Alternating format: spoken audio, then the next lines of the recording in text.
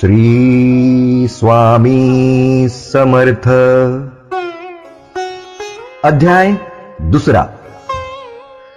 श्री दत्तात्रेयांचा अवतार असलेल्या श्री नृसिंह सरस्वतींनी संपूर्ण भारतात धर्मजागृतीचे कार्य केल्यानंतर सन 1678 मध्ये कर्दळी वनात अदृश्य होऊन अवतार समाप्ती केली। त्यानंतर श्री स्वामी समर्थांचे अवतार कार्य सुरू झाले।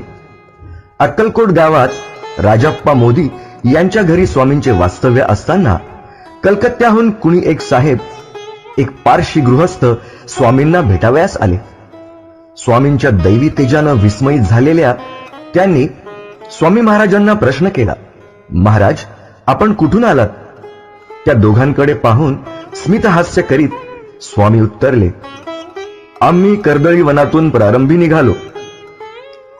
कर्दळी वनातून निघालेले स्वामी कलकत्ता, बांगलादेश, गंगा नदीच्या किनाऱ्याने हरिद्वार मार्गे केदारेश्वरला पोहोचले। तिथून मागे परतलेल्या स्वामींनी गोदावरीत स्नान केलं।